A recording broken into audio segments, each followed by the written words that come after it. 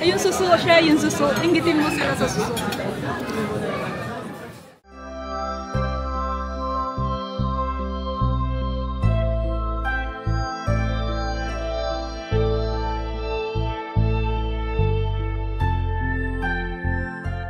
Good morning, Connect friends. Long time no see. Ito, nakadoble pa rin ako. 2 weeks ago na ang nakaraan after Christmas. Kasi nagkasakit ako sa kakagala. Pero okay na ako ngayon. Now what ano ba yan? Ipapakita ko na lang randomly yung mga ganap dito, mga ganap ko during those 2 weeks na nagkasakit ako. Na-shoot ko kaya lang hindi ko na-upload. Wala na akong ganang mag-edit. So ngayon, iaano ko na lang randomly. Okay? Ito si Daniel. Ginigiba yung bahay namin. Ginigiba pa rin yung bahay namin. Hindi, pinaalis ko sa kanya yung Noon pa namin gustong ialis yung chimney, yung fireplace. Kasi madalang lang naman namin gamitin at saka ang liit-liit ng living namin. Pagka kunyari merong 4 na bisita, hindi na alam kung paano makaikot. So yun. So ito dito, December 28, birthday ni Shaira at saka ni Gabriel. Medyo pagod pa, may mga hangover pa kami sa after Christmas. So napag-isipan na lang namin na pumunta ng Chinese restaurant para medyo chillax. Happy birthday to you. Open mo na? Yeah. Punitin mo. Kaskasan mo ng paa. Sa bed mo.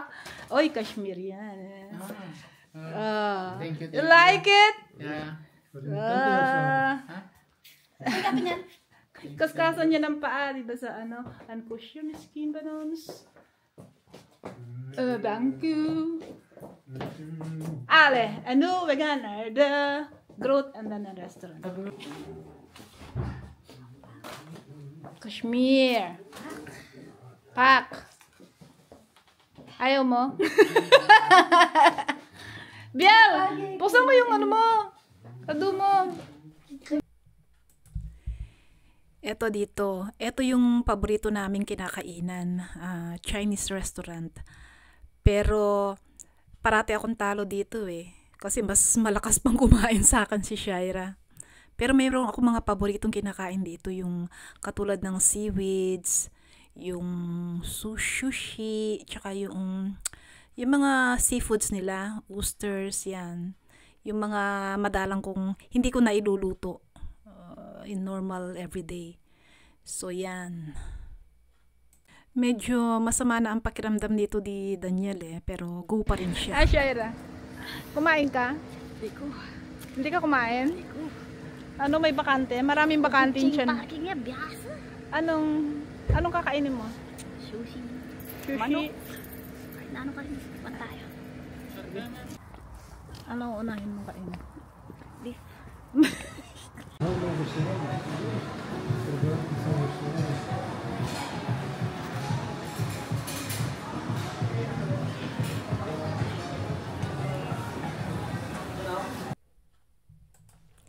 Ito for 40 euro per person kasi tumaas na palagay ko sulit na. Kasi merong wide range of foods. Meron ding mga Belgian food.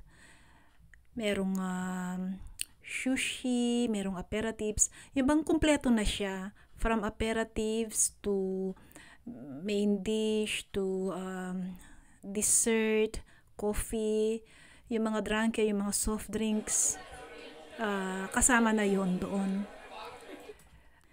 pwede ka ring magpaluto ng, yung bang fresh, mamimili ka ng fresh seafoods o kaya mga beef, o mga pork, tapos on the spot pwede mong ipaluto. Yung parang teppanyaki o kaya wok. Meron ding siomai, lahat-lahat. Meron mga exotic foods, mga fruits, ice cream, everything. Kaya yan. Ayan, dito, binabanata na ni Shaira itong suso. Kasi napaka-delicates nito dito. Akalain mo, sa Pilipinas nangunguha lang kami sa bukid nito Yung parang susong palipit, susong bukid. Dito napakamahal dahil scarce lang. Naku, sarap na sarap siya. Ay.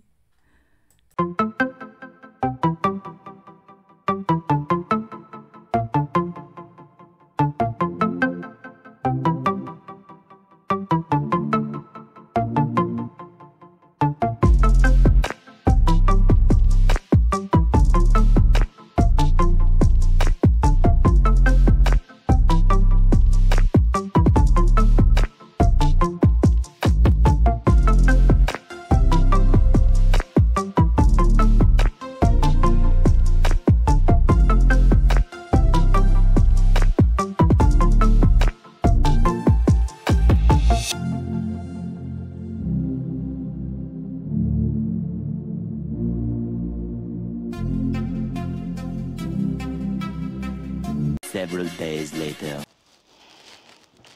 Hello, Kanet friends. New Year na. Ayusin muna natin yung ating, ano ba to? Prutas. Yan. Sabi nila, 12 kinds of fruits. Di ba yung kaugalian natin sa Pilipinas. Kaya lang yung sa akin, hindi ko na mabitbit.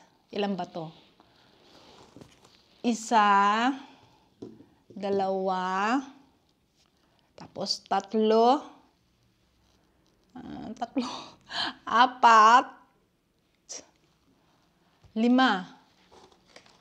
Saging ba? Kasama. Bilog lang ata, Aba, okay na yan. Basta merong bilog na prutas, ayan, Ayusin muna natin itong, na ngayon dito, 12:00 ng tanghali. Maya-maya magluluto na ako ng Noche Buena. Di ba pagka Pasko, Noche Buena, tapos pagka New Year, Buena Noche. Yun ang sabi nila.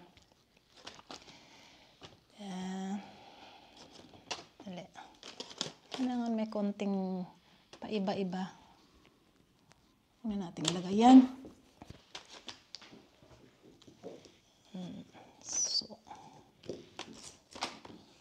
alam niyo bang pagka Pasko lang ako nakakakita ng longan dito?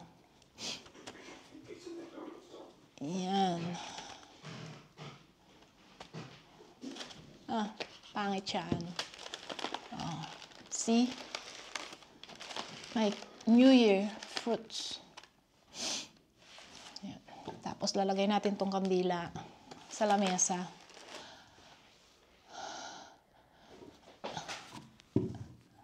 Alam niyo ba itong kandila na ito? This candle hand, ayaw niyang paano na nandun siya. Kaya lang he's disturbing me. Alam niyo itong kandila na to, ilang taon na ito. Kasi pag ginagamit lang namin pagka holidays. Siguro 5 years na sa amin. Ayan. Pakita ko yung gumawa ako kagabi ng ano ba yun? Kasi nag-request si Shaira ng mango graham. Kaya lang parang yung kulang siya ng cream. Hindi ako masyadong mahilig sa cream pero pakita ko sa inyo. Dali. And, hindi ko alam kung anong itsura kasi first time kong ginawa ito. Ay! Pucha. Ay, ano nangyari? Ay, hindi nag-aano yung ano. Shit, sandali, may problema. Hindi gumagana itong ano kabago-bago. Goodness. Kabago-bago nitong ano na to, oh. Nalusaw yung ice cream cake ko. Nasa ano naman siya, maximum. Hindi siya yung mango graham ko, sandali. Nilagay ko pa naman sa freezer kasi sabi nila, ilalagay mo sa freezer ng overnight tapos i-defrost mo kinaumagahan sa ref lang. Malamig siya, kaya lang yung freezer hindi gumagana. Ano, whirlpool pa naman siya, oh. Ayan, oh. Nakita na namin yung problema. Dahil kasi hindi namin ginagamit ito parati. Pero bago pa lang siya. Yan, oh. Nagtataka ako bakit ang gandang brand, ang one of the best brand, bago hindi gumagana yung freezer. Kaya itong katangahan ko. Katangahan pala namin, dalawa ni Daniel. Yan, oh. Itong kasi ay, mayroon pang ano, sandali. Yung nag-melt na ice cake ko. O yun, oh, meron pa. Nilinis ko na. Yan. Itong ano na to, click na to, itong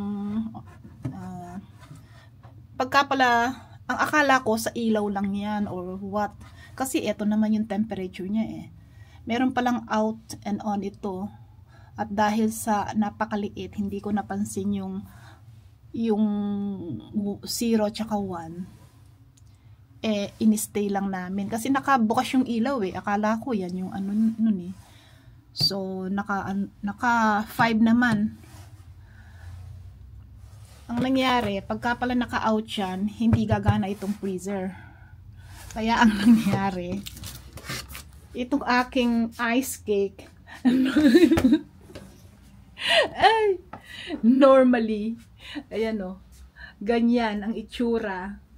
Ngayon, ito na itsura niya.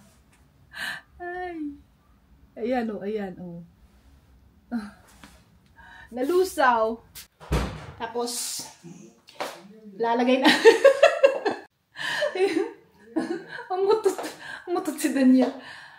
Lalagay natin itong non-alcohol sa ref para meron tayong chin-chin. To-toast natin sa New Year mamayang gabi. Tapos, lalagyan ko ng yung ingay naman ito. Lalagyan ko ng itlog ng pugo, yung pansit palabok ko. Lalaga ko muna para kababalot ko na lang sa kanila mamaya. Ayan.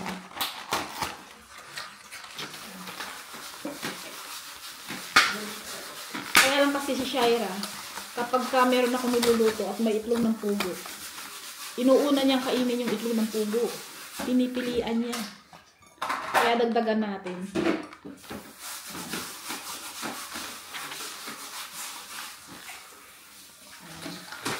Matagal ito pag nilalaga eh.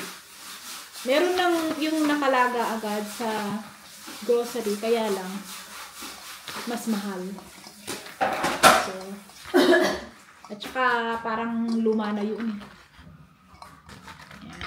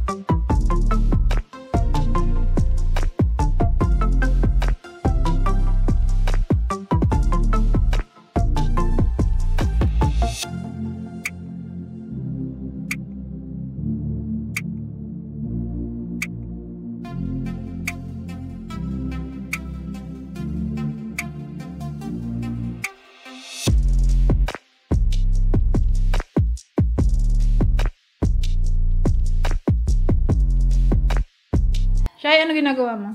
Happy New Year. Eto, nagugas ng plato. Ha? Masaya, ang saya. Mas- Ang saya.